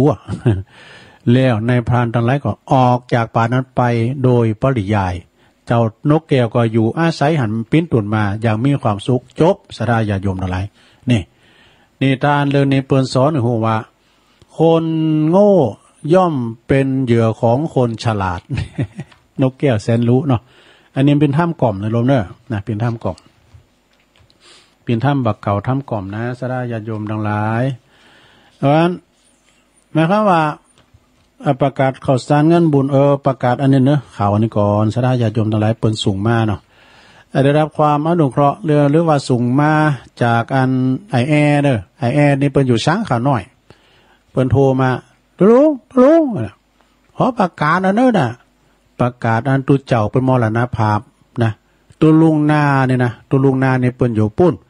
เปิ้นปั่มเป้งปะละเมธรรมอยู่วัดพระบาทตากผ้าพระพุทธบาทตากผ้าพระวัฒนามูลพงษ์ชื่อบ่นามสกุลบ่นะเปิ้นเป็นอดีตผู้ช่วยผู้ใหญ่บ้านกันนั้นจะธรรมดานะอายุ66ปีพรรษาเก่าเนี่ยเปิ้นบวชอยู่วัดพระบาทแต่ว่าเปิ้นเสี่ยงบุญมรณภาพไปเจ้าภาพลาญาติพี่น้องเปิ้นอยู่พี่นี้เปิ้นบ้านเปิ้นอยู่บ้านช้างขาวน้อยนะช้างขาวน้อยเหนือก็เลยเอาศพมาตั้งบำเพ็ญกุศลวัดช้างขาวน้อยเหนือโอ้กำลังเก็บดูกว่าเนี่ยตุลุงแสงอ่ะดูแล้วตูวัฒนาสัมมามรณภาพนั่นน่ะอยู่ดีไม่สุขเนอะการปีนการตายหอมว่ากันได้สันติเปิ้นพาธนาไปด้วยกันน่ะได้แทสกันไปหันเนี่ยก็เปิ้นจะเผาจะประชุมเพลิงในวันที่17ตุลาวันติดเนี่ยกันเนี่ยนะวันติดเนี่ยเด้อท่านอาจารย์ท่านพระวัฒนาพัฒนานะพัฒนามูลพงษ์หรือว่าตุลุงนานะอดีตเป็นผู้ช่วยกันนะผู้ช่วยผู้ใหญ่บ้านกันนะเปิ้นมาโบสถ์ได้เนอะอายุ66ปีพรรษาเก่าเปิ้นได้ละสังขารไปก็เมื่อคืนเบิดก็ไปฟังเทศน์ฟังธรรมกันเด้อแล้วก็วันที่17นะก็ไปปากันไปส่งสักการตั้นขาบเนอตีสุสานปัจจ้าบ้านช้างเขาหน่อยนะแถมงานหนึ่งก็ศพตูเจ้าเหมือนกันโหเขาเป็นที่ผ่านเหมือนกันได้อันนี้ก็กำหนดการประชุมเพลิงศพ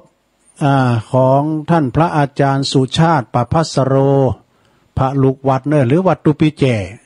จนี่เปิ้นอยู่วัดดอยแดนนะตำบลเหล่ายาวอำเภอบ้านโฮกก็เคยก็จะเดียตุปีแจเปิ้นหนุ่มแล้วตุลุงกันหรอวันที่19เพิ่นก็เนอนี่นะไกลอยู่19ตุลา64นี่นะปลงศรีวังบางคมเนตรเปิ้นแจ้งมาผ่านรายการตุลุงขอประกาศเนอญาติโยมละแวกไก่เคงตำบลเหล่ายาวหันก็ดีไผที่ฮู้จักเคารพนับถือในต้นโตแห่งตุปีสุชาติในตุปีแจประภัสโรเปิ้นเป็นพระลูกวัดนะที่วัดดอยแดนเนอวันที่19เพิ่นเนอเปิ้นจะประชุมเพลิงศพ19ตุลาเพิ่นเนอก็ไปรวมทำบุญส่งสักการตั้นขาบตุเจ้าเหมือนกันเนาะอันนี้ก็หันในเฟซของอาจารย์ท่านอาจารย์อาเดชอุปนันท์หรือว่าอาจารย์มหาเกมเปิ้นก็มีข่าวสารกันบุญตุลุงก็เปิ้นก็ฝากประกาศได้แหละแต่ว่าตุลุงหันเฟซเพิ่นก็เลยมาประกาศได้หน่อยเนาะน้องผ้าขาวนี่เนาะบ้านน้องผ้าขาวเนี่ยแม่อุ้ยน้อยอุปนันท์อายุเปิ้น88ปีกันนะบ้านน้องผ้าขาวปโตเปิ้นรุ่นบุกเบิกเนาะรุ่นบุกเบิกแม่อุ้ยน้อยนี่นะเปิ้นว่าเปิ้นเป็นคนที่มีความสันโดษมีเมตตามีเมตตาธรรมอันสูงเนี่ยอบอ้อมอารีกับลูกหลานแล้วก็ใช้ชีวิตอย่างเรียบง่ายว่าอู้น้อยแต่ใจเย็นเป็นคนที่มักน้อยสันโดษบ่เคยมีปากมีเสียงกับพี่น้องเจ้าบ้านเปิ้นวงเล็บว่าบ่เคยผิดกับไผในบ้านนะลูกหลานเปิ้นก็ฮักก็โฮมกำเมืองเปิ้นว่าบ่ผิดไผบ่ปากบ่อันเดือดร้อนให้ไผนะลูกหลานหักก็คือว่าคณะลูกหลานเปิ้นจะประกอบพิธีชาปนกิจวันที่16กับวันเสาร์กับวันนี้แล้วเนอที่สุสานบ้านหนองผ้าขาวนะก็ไปรวมทำบุญกินต้านกับแม่อุ้ยด้วยเนออุ้ยน้อยอายุ88ก็ถือว่าเปิ้นเป็นผู้ที่เป็นปูชนียบุคคลแถมฐานหนึ่งเด้อต่อมาก็ประกาศข่าวสารงานบุญสักหน่อยนะชะดาเนี่ยก็วันที่14พฤศจิกายนนะฮะก็กฐินงานบุญกฐินที่วัดดอยแดนเนอะและเปิ้นจะยกจอฝ่าวิหารบูรณะโดยเมตตาบารมีธรรมพระอธิการสุทัศน์ท่านนันชโยเจ้าอาวาสเนอแล้วก็พร้อมกับคณะศรัทธาต้องไฟดอยแดนตุงปู่แดงนี่โดยมีปหลงศรีวังบางคมเนตรเปิ้นก็เป็นประธานในการคือสร้างหางแปลงรวมกันกับพี่น้องชาวบ้านคือเปิ้นฮู้จักคุ้นหลายนะฮู้จักญาติโยมทางกรุงเทพเปิ้นก็เป็นเก้าเป็นก้านนี่กะนะ อย่างงานขาวดำของตุปีแจเนี่ยพอหลวงเปิดก็โทรไปโทรไปทางญาติโยมเปิดก็โอนเงินมาเอกอะนะก็14 พฤศจิกายนที่วัดดอยแดน13-14 พฤศจิกายน64กว่างานจุลกฐินงานบุญใหญ่ที่วัดม่อนห้วยแก้วตำบลดอยหล่ออำเภอดอยหล่อของอาจารย์พระครูกัลยาณปราโมทย์พระอาจารย์สมหวังเปิ้นแปลงวิหารได้ยกยอดชัดซุ่มประตูหลวงวิหารด้วยวันที่13นะ14ก็เป็นวันตาลกฐินเปิ้นจะแห่กฐินด้วยวงดุริยางค์โรงเรียนสองแคววิทยาคมนะเพราะว่าอาจารย์พระครูเปิ้นเป็นกรรมการอยู่หันด้วยนะวันมอนห้วยแก้วไปกินแป้ตาลกันวิหารหลวงนะตุลุงก็จะได้ไปปอหลวงสีว่างก็นิมนต์ไปเหมือนกันนะมันซุบจับกันในตำบลเดียวกันนะปอหลวงไว้โอกาสหน้าเนาะปอหลวงสีว่างขอชื่อตุลุงเอาใส่ในนี่นะแล้วก็ขอนิมนต์ตุลุงเป็นสงฆ์พิธีนะอุ้ยเสียดายมันซุบแตกกันได้แยกล้างแบบให้เนาะ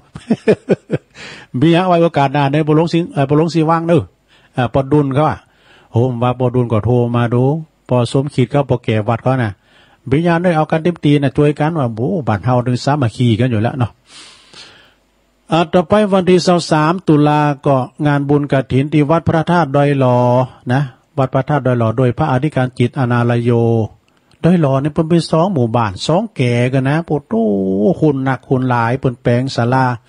ลาโฮงฉันนะแล้วก็ได้รับความเมตตาอันยิ่งใหญ่ในพระเดชพระคุณหลวงพ่อพระครูพิสิทธิ์พิพิธการนะซึ่งเปิ้นบันเกิดเปิ้นอยู่ปุ้นวัดโขงสิงในเมืองเชียงใหม่บุญน่ะ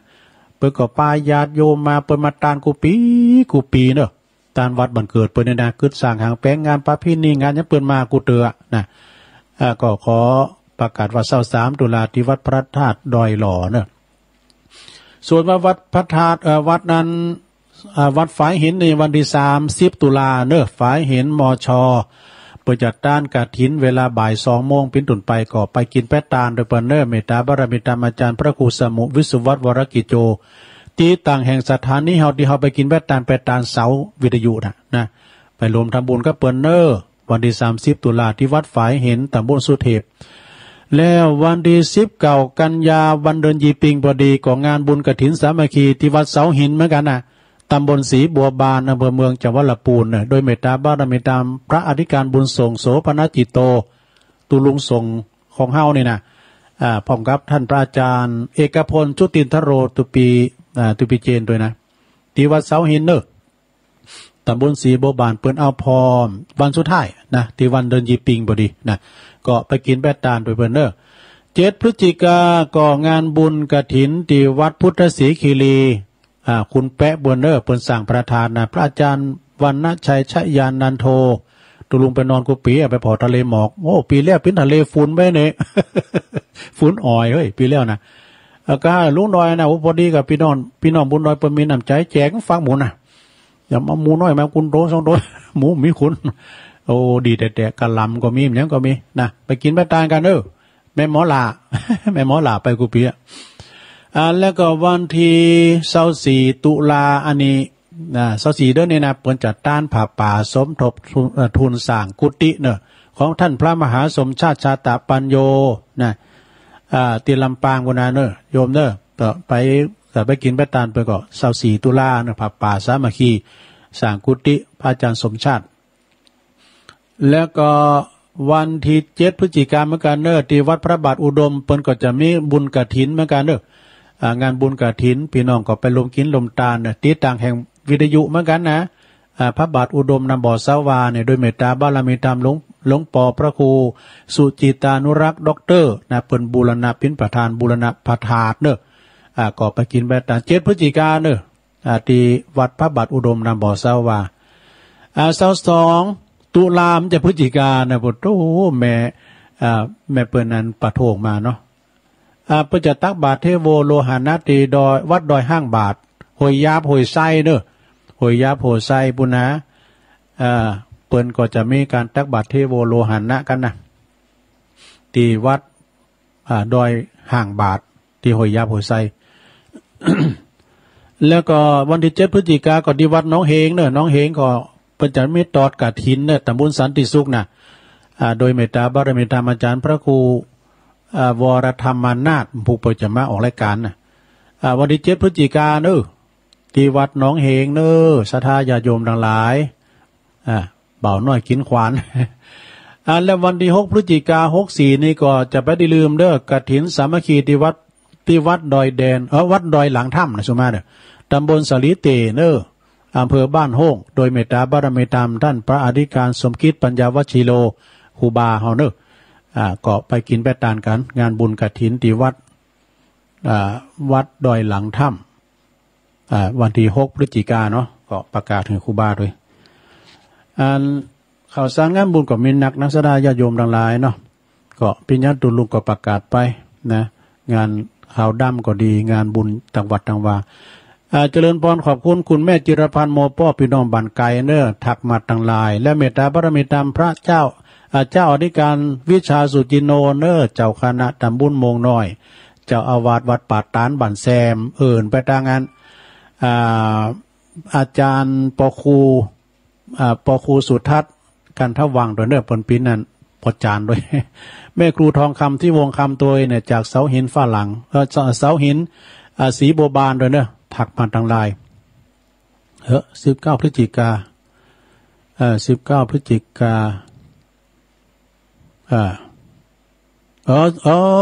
เจ้าว่าพิพาสุมา19 พฤศจิกาบัดใจกันยาเจ้ารัตสลามตุลุมาไข่ปากเว้ยไปนะขอบคุณแม่ครู19 พฤศจิกา19 พฤศจิกาที่วัดฝายหินวัดเสาหินแล้วก็ต่อไปตุปินหนุ่มตุปินหนุ่มก็อยู่วัดฝายหินตักบาตรต่างลายเมตตาบารมีธรรมท่านพระอาจารย์สมเพชรปัญญาโนวัดป่าไผ่บ่อทองไวสาตุปีนะครับแล้วก็เจ้าชายก้าวเผาจากแม่ทาฟังเพลงบักเก่าฟุตตกด้วยมนแล้วก็อันนี้ตึงเป๋ลงมันเอาขี่ข้านเป๋ลงเขาที่เขาก็เป๋ได้นะกะคังแล้วก็แม่ครูเพลินทิพย์เพลินพิษทิพย์พลึกบ้านแป้นด้วยไวสาตัวลุงเจ้าฟังอยู่แล้วก็ปอบุญธรรมชัยกาดจากมุกเปิ่งด้วยปอบุญธรรมก็ตักมาทางลายแล้วก็แม่แสงชุติวงศ์แม่แสงนี่เปิ้นก็ฟังอยู่แม่แดงอัมพรเต็นดอกไม้จำตองแม่เดือนเพ็ญทิมหว่างโดยฟังตลอดเจ้าตุลุงร้านพัฒนันแซ่พันหรือว่าพิจิตรไพศาลอาจารย์โหน่งอภิญญาไพศาลนะครับเจ้าของผลงานเพลงแม่อุ้ยน้องโดยแล้วก็ชมรมสกาย83ด้วยแล้วก็มีนวลนิชชาวชาติโดยแม่สุทัศน์ดีมูลแม่สุทัศน์ดีมูลจากแสนพรหมแม่ครูยากศนโดยโยมสุมาลีใจตาโดยสุรชัยจากเมืองจีสุรชัยเมืองจีฟังอยู่ตะลุงแม่ชีจินพานีโดยอู่ทองแม่หลวงสายฝนจันกุลนะพี่น้องทั้งหลายปิ้งนี่นะก็เจริญปอนแล้วก็มีแม่พันแม่ลำพันทาวันนะโดย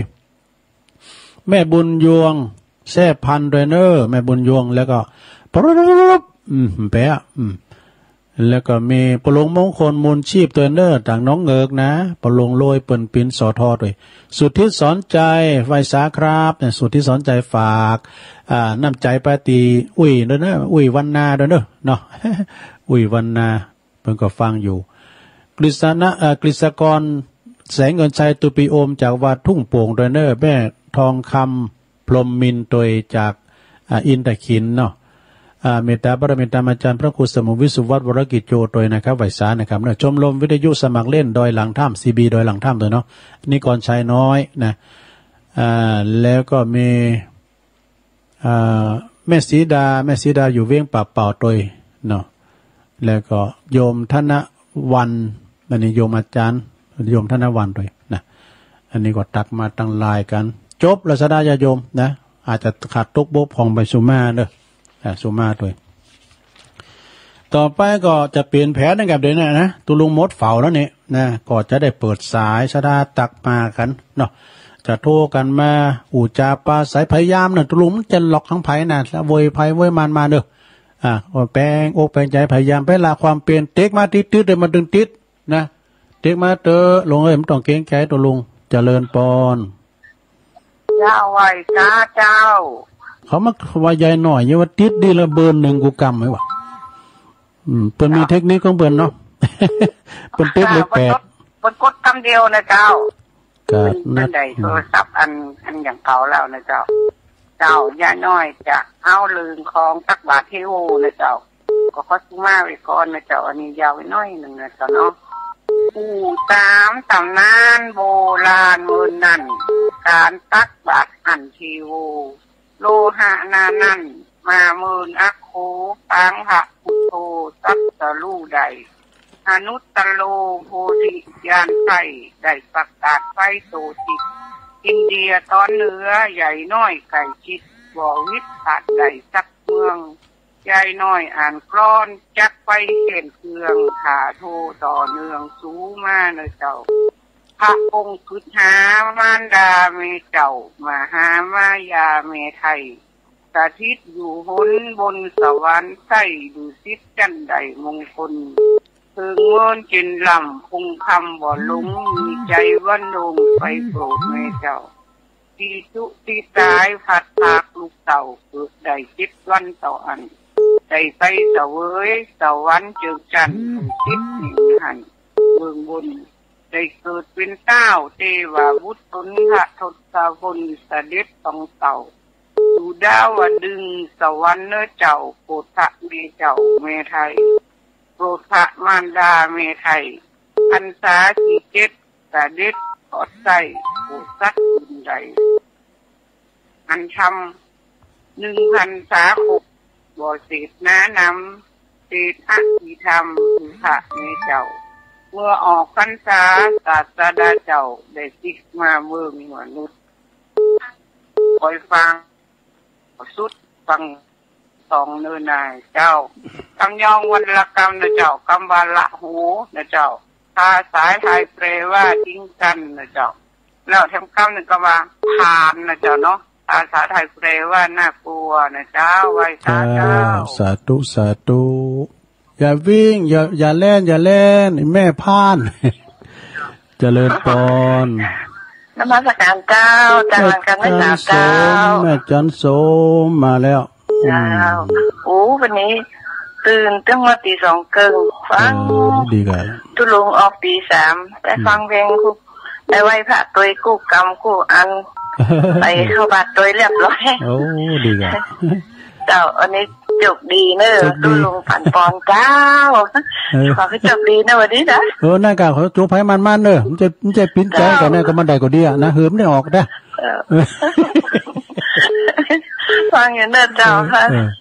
กำลังใจนะเจ้ารู้มาประกาศเจ้าอันนี้ก็แม่จันสมเนอะหลังกัดแม่สาวมันนี่จักอันนี้รุ่นแรกนะเนี่ยรุ่นแรกเพราะว่าอย่างเพราะว่าเปิ้นเป็นอสมด้วยไปสาครับครับกับนมัสการครับว่าจุอย่างนกเกี้ยวนั่นแบบวิสีวิธรรมนั่นจะลุงแบบมูสาวาสนะนั่นอันนั้นจุทางดีไม่ใช่อวิชาไม่ใช่วิชาแปะถ้าอย่างจุบนจกวิชาเสียของนี่จะลุงเนาะนั่นแหละจุก็เล่นแชร์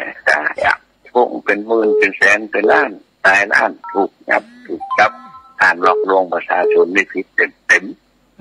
พระสงฆ์องค์เจ้าเป็นเจ้าของซองกฐินพระป่าตีกาวัดไปแจกเชิดเงินพระป่ากฐินนี้ดูสิกนะเนาะปราชิกนะแต่กันเพราะฉะนั้นเขาจะอวดอุตริอย่างไอ้สักอย่างถ้าจู้หล่ออ่อนให้ผมผิดเลยทุลุงอย่างทุลุงว่าแม่อันแต่เขาที่เขาล้ำมั่มเลยนะอย่ามาถันเลิศนะแม่พลาดอันนี้ดีหลายอย่างหลายอันเนาะครับดีฟังตั้งแต่เพลงมันเนี่ยผมมีทั้งเพลงกับประมาณไม่เกิดกำแพงอ่ะเพลงยัง10 20 30ก็ลืมพูด10เนอะถ้าทุกเจ้านี่มันลืมพูด10เนาะผมฟังแล้วผมมีอะไรดีๆก็เดี๋ยวอู้ตุลุงก็ดีละวันกันนั่นก็เอาก็อู้กันไปเสริมกันไปไม่น้อยก็เอาเรื่องเทใส่บาตรเทโวโลหาหน้าเนอะมันได้ให้ไปแวะวัดบ้านดอนหลวงก็จะแวะไม่น้อยกำหาตุลุงยองวัฒนาเนอะขอบคุณในเสียงธรรมเสียงเพลงเสียงสวดมนต์เสียงอาจารย์นักวันนี้ทำผมกันครับสาธุไปสาครับเก่าจะไปละลืมเนอะผมละแหละเนาะ อันนั้นสิอันพัดหน้าเสาหน้านะขอเอาแผ่เมตตาแบบเปื้อนมือเลยอีตังตานะเอามาสาธุครับผม สาธุครับหลวงพ่อมานิษฐาวโรโอ้เข้ามาใหม่เด้อเข้ามาใหม่ปล่อยสาเด้อนี่ก็สายบุญครับครับผมกับภาษาครับหลวงลุงสามเณรเอาลักปัญโยนันว่าไปเลยครับวันนี้ก็วันนี้วันเกิดของญาติโยมท่านใดก็ขอให้มีความสุขพรรณนามัยสมบูรณ์แข็งแรงแต่กะวันนี้นะถ้าเป็นวันเกิดของญาติโยมเนอะวันนี้คติธรรมอันใดก็ขอให้ญาติโยมได้มีความสว่างสวายเนาะท่ามกลางสายฝนที่ตกลงมาในวันนี้วันนี้ก็ได้ฟังตั้งแต่กิจกรรมมาแล้วเนาะกิจกรรมต่างๆวันนี้เขาก็เป็นวันพระถือว่าเป็นวันพระวันศีลวันนี้หลายๆอย่างขอสถานญาติโยมได้บุญกันนักๆเนอะครับโอ้ขอบคุณอาจารย์เล่นหลักดังๆเด้อครับไปสาครับนี่ก็สันเมืองเด้อสันเมืองนวัดสันเมืองนะเจริญปอนเจ้ากับไปสาเจ้าดูลุงแม่สุเกี้ยวศิลปรสิทธิ์นะห้องปุ่นเด้อได้ไหวพระได้ไหวพระได้ฟังธรรมได้ปอนกับดูลุงแต่เจ้าแล้วเด้อเจ้าเอาแม่น้อยกับน้าต้นกับแม่แอนกอนนะช่างนี่เข้าใจทอดโอ้เจ้าฟังอยู่เด้อเจ้าเด้อดูลุงขอบคุณแม่สุเกี้ยวหลายๆเด้อเจ้ากลับไว้สาธุเด้อเจ้าเด้อตุลุตัวแทนเป็นน้องสลิตติบ้านหงเนอเอิ้นบัดนั้นไปอ่านแต่หัวพูดนึงนะจำหลัดอุ่นอินตะจากเราดูเจริญปอนครับไว้สาครับตุลุพ่อน้อยบุญปันมาแล้วโอ้แต่ว่าเข้ามาได้เลยอะเต็กตั้งแต่เป็นน้อยตอนสุดท้ายบอกว่าเข้ามาได้เลยอ่ะได้คำว่าพ่อหน่อยมันเต้นเลยวันนี้เต้นแล้วฟังอยู่นั่นนะมันเข้ามาได้เลยบัดโทรไปหลังไม่ก็คือบัดโทรมันเข้าไปรบกวนตุลุงไปปิ้นยังก่อนไปปิ้นยังโทรมาเติมปิ้นยังต้องเกรงใจเสื้อกำลังนึ่งเข้าเลยค่ะวันนี้อุดัยอยู่ด้วยหนึ่งข่าวนี่คือลำโพงตุลุงอยู่เนอะเขาไม่สาครับผมขอบคุณสา61มากมายเลยเนอะปนน้อยบุญปันบ้านโนครเสาหินฟางเด้ออันนี้นะ0899556506เจริญปอนกราบไหว้สาเจ้าตุลุงอันนี้ใช่ประกาศเมสิทอนเนาะโอ้เมสิทอนจากชัยปากะหนองบัวเนาะหนองบัวชัยแต่เจ้าแล้วเนอะชัดเจนดีเนอะฝนตกระปุน่ะฝนตกค่ะฝนตกสิตกสิเจ้าตอนนี้ก็เหมือนกันเนี่ยตอนนี้ก็ตกหน่อยนะกับเปิดเพลงฝนโดนหกอ่ะฝนตกฟ้าร้องอ่ะเย็นดีเนี่ยอากาศเย็นดีนะตุลุงแม่นะฝนตกเนี่ยไม่ได้เปิดพัดลมนอนจูเก้ากลางนะตุ้มบื้อก่อนต้องไปนอนห้องใหม่อันนี้วันเวียนกันไปอ่ะมันมีหม่งนอนตุลุงมี3หม่งกระต่าย3หม่งที่นอนกูตีน้อยลูกเจ้าสาธุเด้อนอนตั้งใดก็เป็นดีนั่นนี่แหละโอ้ก่อนรับดีเนอะนอนกุฏิอันกว้างศอกยาวอันกว้างนั่นน่ะซ้ำรับดีพุ่นเจริญปอนสาธุตุลุงอันเสียงทองเสียงธรรมแม่อุ้ยอินมาแล้วโอ้ได้แป๊ะตุลุงได้ตะค้อนกับมันขึ้นข้างหาเจ้าคันข้าพเจ้าเนี่ยมันโมเนี่ยตุลุงดีแล้วกะโมเลยอาจารย์พี่กันนะไปว่าอ่านไปว่าไปคุณแป้บันอาจารย์ที่มันเมื่อวานยังตุลุงนะจำเข้ามาโอนเลยฝนตกก่อนน้ำปูนอ่ะไม่สาบอ่ะตกนะตกหน่อยเดียวฝนตกสิน้อยอ่ะยินดีอุ้ยอินนักๆเนอะฟังไปติ๊กๆเนอะบุญรักษาเนอะสาธุอันนี้ตัวแทนปุ่นเด้อตัวแทนแม่สาบเสมิงเนื้อเสมิงไต่ปุ่นนะเจริญปอนไว้สาครับตุลุงครับโอ้ปลงวินมาแล้วสังขีเล็กสังขีเล็กไว้ฟ้านี่แหละฮะไว้ฟ้าเรียบร้อยอ่อนเวียงป่าเป้าดีกะ ฟังไปขอรบเด้อทุกเด้อโอ้ขอบคุณปลุงหนักๆเด้อครับ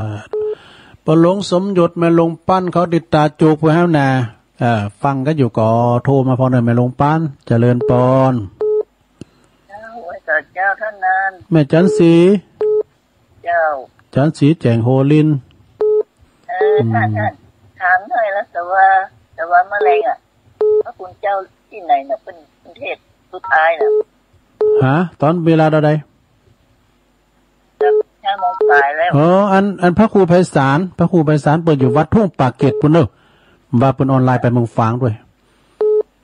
อยู่ทุ่งปากเกร็ดเนอะอำเภอสันทรายกะสันทรายกันเนาะ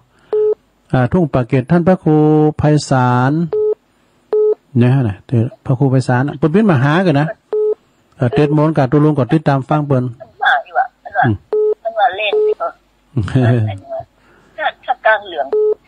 นี่เป็นเจ้าเมืองสังแน่นอนอยู่อันใหม่เปิ้นก็มีลูกหลินเปิ้นนะกันเนาะฟังเปิ้นมาตึงโมนเนาะยังแม่บ่เคยได้ยินเปิ้นกำลังออนไลน์ไปหรอเหมือนคืนนี้ก็ได้ฟังทุกวันศุกร์วันพัดเด้อวันพัดมาเนาะศุกร์วันศุกร์กันว่าวันศุกร์คือแล้วก็ฟังหลวงปออยู่ยินดีเนอะแม่จันสีเนอะสา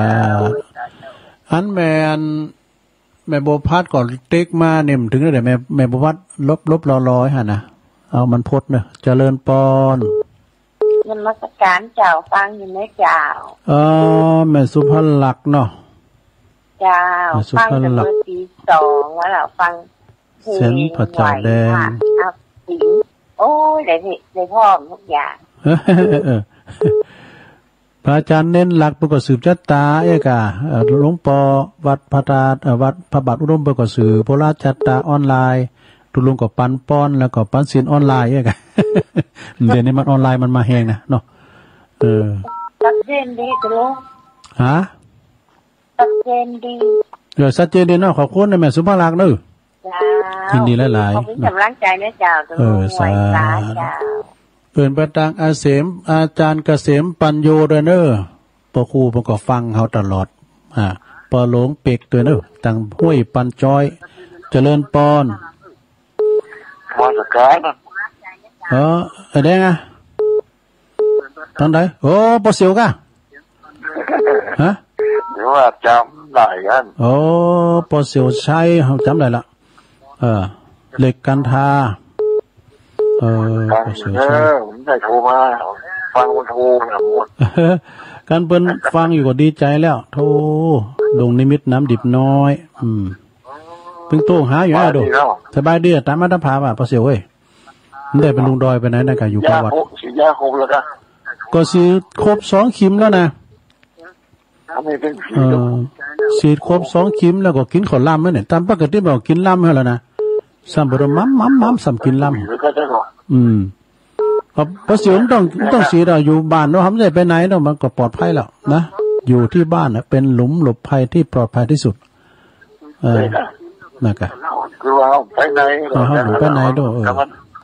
ยังกินอยู่ว่าพี่ยังอยู่ดีไม่สุกกันเนี่ยพอเสียเด้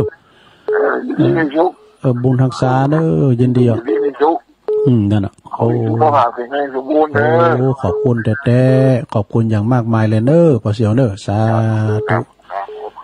อันนี้ปอเสียวฮะเนออยู่น้ำดิบน้อยดงนิมิตนะปอเสียวชัยเหล็กกันทานะโน่น้ำดิบน้อยเปิดก็ฟังกันหลายปอเล่งซ้ายเขาไม่สวยไล่เขาไม่ซ้ำล้านเขาเนี่ยพี่นั้นน้อมเขาเนี่ยเจริญปอนเจ้าสาจาตุลูแม่เอื้องไพรชัยยอม